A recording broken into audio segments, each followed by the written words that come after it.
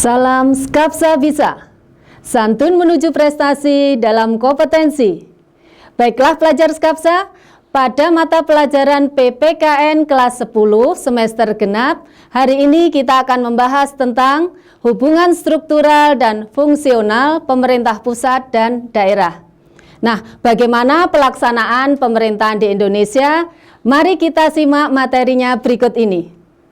Baiklah anakku sekalian, sebelum membahas lebih lanjut tentang hubungan struktural dan fungsional pemerintah pusat dan daerah, perlu kalian ketahui dulu tujuan pembelajaran kita hari ini.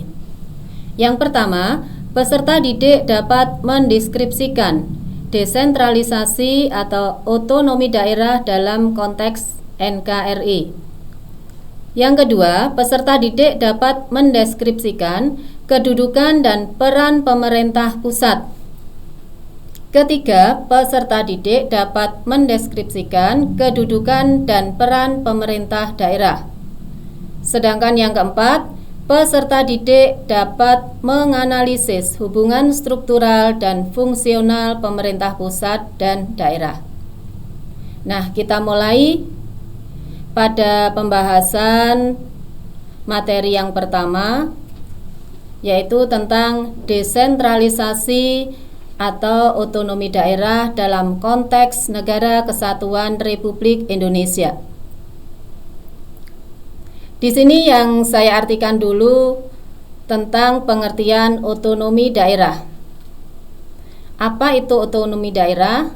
Menurut Undang-Undang Nomor 32 Tahun 2004 tentang OTODA, yang dimaksud otonomi daerah adalah hak, wewenang, kewajiban daerah otonom untuk mengatur dan mengurus sendiri urusan pemerintahan dan kepentingan masyarakat setempat. Nah, di sini maksudnya daerah otonom itu bisa provinsi, bisa kabupaten atau kota, diberi hak dan wewenang untuk mengatur wilayahnya sendiri. Nah, sedangkan yang dimaksud dengan desentralisasi itu penyerahan urusan pemerintah oleh pemerintah pusat kepada daerah otonom berdasarkan asas otonomi daerah. Nah, ini sesuai dengan Undang-Undang Nomor 23 Tahun 2014, yaitu tentang pemerintahan daerah. Anakku sekalian, tentang pelaksanaan otonomi daerah dalam setiap daerah itu berbeda-beda. Jadi dengan adanya desentralisasi, setiap daerah provinsi, kota atau kabupaten diberi kewenangan untuk mengatur wilayahnya sendiri. Nah, di sini ada asas otonomi daerah.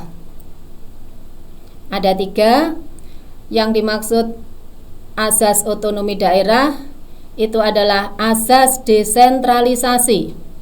Maksudnya, penyerahan kewenangan dari pemerintah pusat kepada pemerintah daerah untuk mengurus daerahnya atau wilayahnya sendiri. Nah, dalam pelaksanaan otonomi daerah ini dengan menggunakan asas desentralisasi, ada beberapa bidang yang diserahkan pemerintah pusat ke pemerintah daerah untuk mengurus wilayahnya sendiri. Contohnya masalah pendidikan. Nah, suatu misal di kota atau kabupaten Kediri, pemerintah kota atau kabupaten itu diberi hak wewenang untuk mengatur masalah pendidikan dan masalah-masalah yang lainnya, masalah ekonomi, dan masih banyak lagi. Saya lanjutkan dulu tentang asas dekonsentrasi.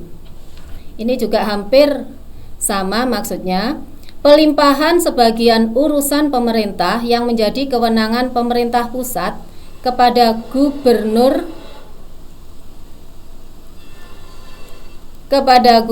sebagai wakil pemerintah pusat kepada instansi vertikal di wilayah tertentu. Jadi dari pusat turun ke provinsi itu adalah gubernur, kemudian diperintahkan lagi ke kota atau kabupaten, itu maksudnya. Masih ada satu lagi tentang azas tugas pembantuan.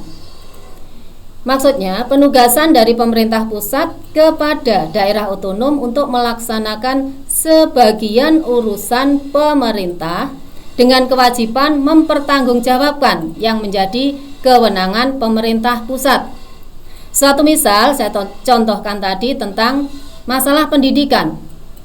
Kalau daerah diberi hak dan wewenang untuk mengatur atau membuat aturan tentang pendidikan di daerahnya masing-masing, tetapi juga harus mempertanggungjawabkan kewenangan tersebut dengan memberikan laporan kepada pemerintah pusat bahwa apa yang telah disampaikan itu sudah dilaksanakan. Demikian, itu tentang asas otonomi daerah. Nah, dalam penyelenggaraan pemerintahan di Indonesia itu bisa dilaksanakan secara sentralisasi, desentralisasi maupun tugas pembantuan. Yang di depan tadi sudah saya terangkan, kalau sentralisasi semua urusan itu dilakukan atau dilaksanakan oleh pemerintah pusat. Nah, sekarang saya lanjutkan ke materi yang kedua tentang kedudukan dan peran pemerintah pusat. Di sini kedudukan pemerintah pusat. Pemerintah itu sebagai penyelenggara, ya, pemerintah pusat itu sebagai penyelenggara pemerintahan Negara Kesatuan Republik Indonesia yang terdiri dari presiden dan para pembantunya. Siapa pembantunya? Itu bisa wakil presiden, para menteri, dan lembaga-lembaga yang ada di pemerintahan pusat. Di sana ada DPR, ada DPD, dan seterusnya. Nah, sedangkan peran pemerintah pusat, di sini presiden memegang kekuasaan pemerintahan negara RI. Negara Indonesia maksudnya sesuai dengan Undang-Undang Dasar 1945. Jadi di sini presiden berperan sebagai lembaga tertinggi dalam suatu negara. Di Indonesia tugas presiden itu ada dua, satu sebagai kepala negara dan yang kedua sebagai kepala pemerintahan. Jadi di sini peran presiden yang paling atas, jadi mengatur urusan pemerintahan. Baiklah. Apa sih yang diatur oleh pemerintah pusat? Nah, di dalam pemerintah pusat itu punya wewenang. Ada urusan-urusan yang menjadi wewenang pemerintah pusat, yaitu ada politik luar negeri. Suatu misal, mengangkat pejabat diplomatik. Kemudian melakukan perjanjian, dan masih banyak lagi. Hal ini tidak bisa dilakukan di pemerintah daerah. Jadi ini menjadi wewenang pemerintah pusat. Kemudian urusan pertahanan. Suatu misal untuk mendirikan dan membentuk angkatan bersenjata. Kemudian menyatakan perang, menyatakan damai, dan masih banyak lagi contohnya. Nah, ini tidak bisa diserahkan di daerah. Urusan yang lain lagi adalah keamanan. Suatu misal, mendirikan dan membentuk kepolisian negara. Kemudian menentukan kebijakan nasional. Suatu misal, membuat atau merevisi Undang-Undang Dasar 1945. Itu tugas, saya ulang ya, menetapkan kebijakan keamanan nasional yang berkaitan dengan keamanan negara RI. Masih ada lagi yang menjadi urusan wewenang pemerintah pusat, yaitu tentang justisi. Apa itu? Berkaitan dengan hukum. Suatu misal mengangkat hakim dan jaksa, kemudian membentuk undang-undang, dan masih banyak lagi contohnya, nanti bisa kalian baca di materi. Yang berikutnya tentang moneter dan fiskal. Ini tentang keuangan, kebijakan makroekonomi, misalkan dalam mencetak uang, menentukan nilai mata uang. Nah, satu lagi yang menjadi wewenang pemerintah pusat, yaitu urusan agama. Suatu misal menetapkan hari libur keagamaan yang berlaku secara nasional, itu merupakan wewenang pemerintah pusat. Baik, saya lanjutkan dulu tentang materi berikutnya tentang kedudukan dan peran pemerintah daerah. Nah, kedudukan sebagai penyelenggara urusan pemerintahan dan pemerintah daerah dari DPRD menurut asas otonomi. Nah, di sini anak-anak, kedudukan pemerintah daerah ini sebagai penyelenggara urusan pemerintahan yang ada di daerah. Di daerah mana? Bisa daerah tingkat 1 maupun di daerah tingkat 2. Kita kalau berada di sini ya, di wilayah kota atau Kabupaten Kediri, itu merupakan pemerintah daerah tingkat 2. Kalau hidup kalian di provinsi, itu merupakan pemerintah daerah tingkat 1. Siapa yang sebagai kepala daerahnya? Kalau di kabupaten itu adalah bupati, kalau di kota adalah wali kota. Itu nanti bekerja sama dengan DPRD, Dewan Perwakilan Rakyat Daerah. Sedangkan perannya sebagai urusan pemerintahan yang menjadi kewenangannya, kecuali yang menjadi urusan pusat. Nah, tadi kamu sudah tahu apa yang menjadi urusan pusat. Di luar urusan pemerintah pusat, semua bisa dilakukan di daerah kita masing-masing. Jadi daerah diberi hak wewenang untuk mengatur wilayahnya sendiri. Nah, ini materi yang terakhir tentang hubungan struktural dan fungsional pemerintah pusat dan daerah. Hubungan struktural ini merupakan hubungan yang didasarkan pada tingkat dan jenjang dalam pemerintahan secara struktural. Presiden memegang kekuasaan tertinggi. Jadi secara struktural, presiden pemegang kekuasaan tertinggi, di bawahnya ada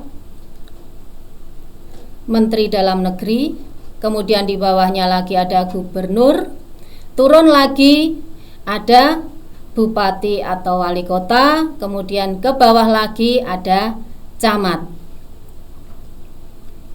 Itu mengenai hubungan struktural pemerintah pusat dan daerah. Jadi harus bekerja sama, walaupun pemerintah pusat melimpahkan tugasnya ke daerah, daerah tetap memiliki kewenangan untuk mempertanggungjawabkan. Nah, secara struktural hubungan pemerintah pusat dan daerah ini diatur dalam Peraturan Pemerintah Nomor 84 Tahun 2000. Sedangkan hubungan fungsional itu hubungan yang didasarkan pada fungsi masing-masing pemerintahan yang saling mempengaruhi dan diatur dalam Undang-Undang Nomor 23 Tahun 2014. Nah, di sini pemerintah dalam penyelenggaraannya itu memiliki kriteria. Di antaranya ada eksternalitas, itu merupakan dampak atau akibat. Jadi kalau urusan itu dilimpahkan ke daerah, maka daerah harus mempertanggungjawabkan dengan membuat laporan kepada pemerintah pusat. Nah, yang berikutnya ini adanya akuntabilitas, jadi pertanggungjawaban. Kemudian ada yang disebut dengan efisiensi, daya guna dan hasil guna. Jadi apa yang dilimpahkan ke daerah itu secara efisien biar tidak permasalahannya biar mudah diurusi di daerahnya masing-masing. Itu anak-anak, saya kira materi yang sudah saya sampaikan pada hari ini. Untuk tugas, segera kamu kerjakan dan jangan lupa dikumpulkan di Google Classroom. Tugas yang pertama, deskripsikan perbedaan antara asas desentralisasi, dekonsentrasi, dan asas pembantuan. Tugas yang kedua, sebutkan dan jelaskan urusan yang menjadi wewenang pemerintah pusat. Ketiga, sebutkan tugas dan wewenang DPRD kabupaten atau kota. Tugas yang keempat, apakah makna hubungan struktural pemerintah pusat dan daerah? Yang kelima, apakah makna hubungan fungsional pemerintah pusat dan daerah? Nah, kalau kalian kurang jelas, bisa mempelajari materinya atau bisa tanya melalui WhatsApp. Terima kasih, semoga bermanfaat. Baiklah pelajar Skapsa, demikian materi hari ini mengenai hubungan struktural dan fungsional pemerintah pusat dan daerah. Nah, untuk tugas jangan lupa kirimkan melalui Google Classroom. Jangan lupa like dan komen untuk mendukung program ini. Klik subscribe dan tekan tombol lonceng supaya tidak ketinggalan informasi. Dan share jika menurut kalian video ini bermanfaat untuk orang lain. Sampai jumpa di video kita selanjutnya. Salam Skapsa Bisa. Sekolah berbudaya industri, berkarakter wirausaha, menjadi idola sekediri raya.